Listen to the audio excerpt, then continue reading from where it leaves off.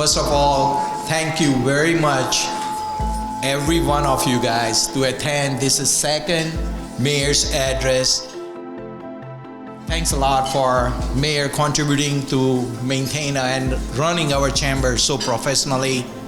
I want to thank each and every member of the chamber, as well as all the professional people who are attending this lunch event. So we try to make this event where we can actually help connect our mayor to our business, and hopefully we could get a lot out of our mayor's stuff that he does throughout the day to make this East Brunswick better. We have been supporting this chamber since inception because we truly are partners and we love to help out in the community that we work. We play here, we work here, we love to support here. I also want to, before I get started, thank the Chamber for everything that they're doing to make East Brunswick a much more competitive and attractive town for business. That doesn't happen overnight. That's a vision, that's a plan, and they are implementing it along with the township, and that's why these type of events are growing. That's why you see businesses opening up every day.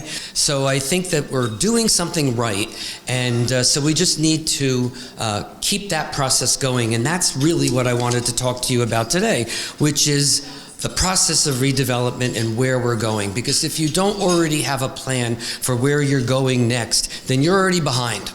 And so this is the talk of today is about redevelopment in East Brunswick 2.0. Where do we go from here?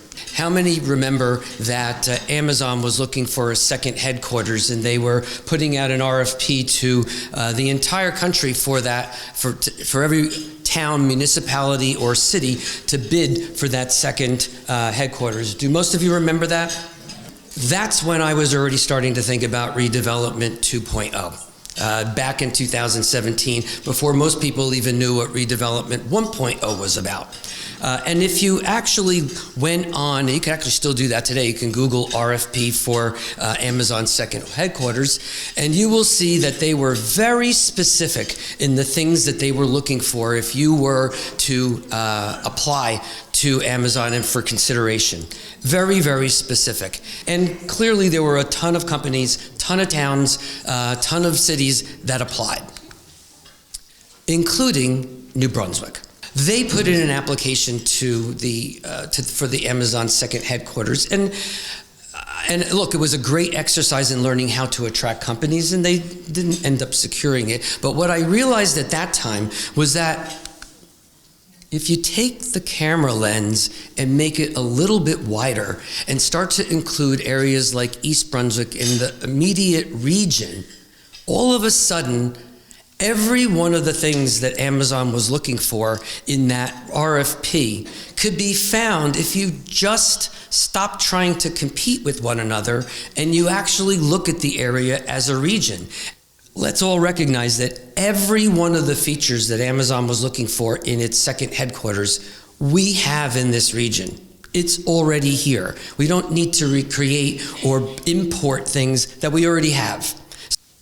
Now, interestingly enough, I don't know how many of you had the opportunity to read that Wipro, which is one of the largest IT companies in India, recently took space in the towers. It is now their American headquarters is in the towers in East Brunswick. What do you see when you're up there? And if you haven't had that opportunity, you should really do that, because you could see the turnpike as far as it goes. You could see all of East Brunswick, you could see all of New Brunswick, you could see Newark Airport, you could see Manhattan.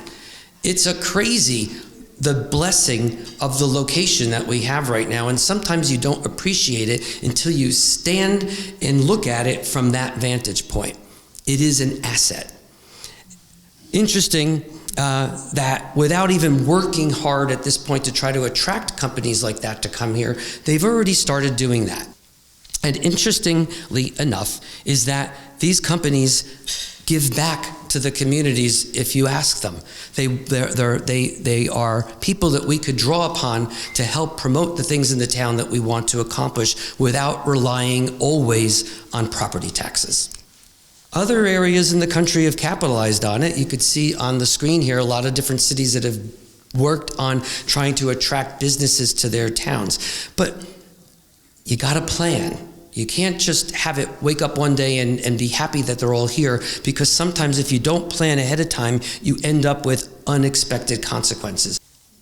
You'll see that there's also places across the, and this isn't, there are way more, but I'm looking specifically at the areas that we were looking for sister cities, simply because they have such a high degree of companies that are all looking to come here. But the difference between those and what I'm proposing here is that those are all individual towns or cities. The only place that I could think of which has thought about development from a regional standpoint is Silicon Valley. That's not a town. That's not one place. It's a region.